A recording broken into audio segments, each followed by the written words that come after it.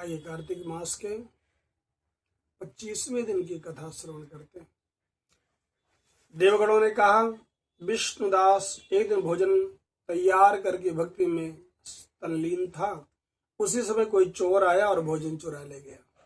लेकिन सायंकाल की आराधना हो सके और व्रत भंग न हो, इसलिए उसने दोबारा भोजन तैयार नहीं किया। श्री नारद जी ने कहा, हे राजन, इस तरह लगातार 7 दिन तक उसका कोई भोजन चुराता रहा और वह परेशान होकर सोचने लगा, ये तो बड़ी विचित्र घटना है। न जाने ऐसा कौन कर रहा जो मेरा रोज भोजन चुरा ले जाता है। फिर भी इस देवस्थान को छोड़ना नहीं चाहिए।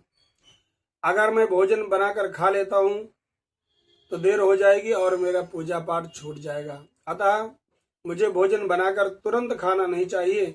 बिना भगवान को भोग लगाए वैष्णवों को भोजन नहीं करना चाहिए। अगर 7 दिन बिना भोजन के बीत गए तो आज का दिन और सही। आज मैं भली भांति भोजन की रक्षा करूंगा और देखूंगा कि इसको कौन रोज चुरा करके ले जाता है। ऐसा सोचकर विष्णुदास भोजन तैयार करके छिप करके बैठ गया। उतने में थोड़ी देर बाद देखा, वहां एक चांडाल आया जिसका शरीर बहुत दुर्बल था। उसके शरीर पर केवल चमड़ी मात्र ही दिखाई दे रही थी। जब वह चांडाल भोजन चुरा कर चल दिया तो विष्णुदास ने उसको पुकारा और कहा, भाई, यह रूखा भोजन लेकर जाकर क्या करोगे? घी लेते जाओ। ऐसा कहकर विष्णुदास आगे बढ़ा। विष्णुदास को अपनी ओर आता हुआ देख चांडाल और तेजी से दौड़ने लगा, क्योंकि वो ब्राह्मण से डर गया था। लेकिन दुर्बलता के कारण ज्यादा दूर दौड़ न सका और भूमि पर गिर पड़ा और गिरते ही मूर्छित हो गया। चांडाल को मूर्छित देकर विष्णुदास शीघ्र उसके पास पहुंचा और अपने वस्त्र से उसको हवा करने लगा। उसके बाद उसने जो कुछ देखा वह देखकर आश्चर्यचकित रह गया। उसने देखा कि उसके सामने शंख, चक्र, गदा, पद्म, पीतांबरधारी भगवान विष्णु अलसी के फूल के समान कांति वाले वक्ष में कौस्तुभ माला से सुशोभित भगवान विष्णु खड़े हुए। भगवान का दर्शन करके सात्विक भाव से युक्त विष्णुदास उनकी स्तुति कर प्रणाम करके कुछ न कह सका। वहीं पर इंद्र आदि सभी देवता उपस्थित हो गए। गंधर्व और अप्सराएं आकर के नृत्य गीत करने लगे।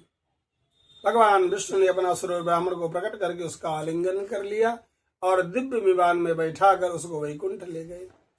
दिव्य विमान में विष्णुदास को भगवान विष्णु के साथ आते हुए राजा चोल ने भी देखा।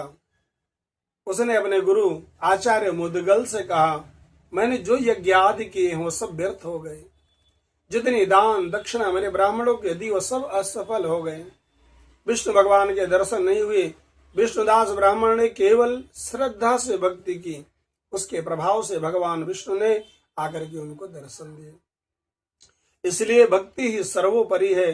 मुझे भगवान के दर्शन के लिए अब राज काज सब कुछ त्याग करके केवल भक्ति करनी चाहिए। राजा के पुत्र न होने के कारण उसने अपने भांजे को राजगद्दी का अधिकारी बना दिया और स्वयं भगवान विष्णु की भक्ति करने लगा। बहुत समय बीत जाने के बाद भगवान विष्णु ने दर्शन नहीं दिए। तब वह अग्नि कुंड में जाकर के कूद गया। अग्नि में प्रकट होकर भगवान विष्णु ने राजा को गोदी में उठा लिया और कहा, मैं तुम्हारे त्याग और भक्ति से बहुत प्रसन्न हूँ। उसका आलिंगन करके राजा को दिव्य विमान में बैठा करके वैकुंठ धाम ले गए। भगवान विष्णु ने अपने समान रूप वाले विष्णुदास को पुण्यशील और राजा चोल को सुशील नाम दे करके अपना द्वारपाल बना दिया। लक्ष्मी नारायण भगवान की जय। जय श्री कृष्ण।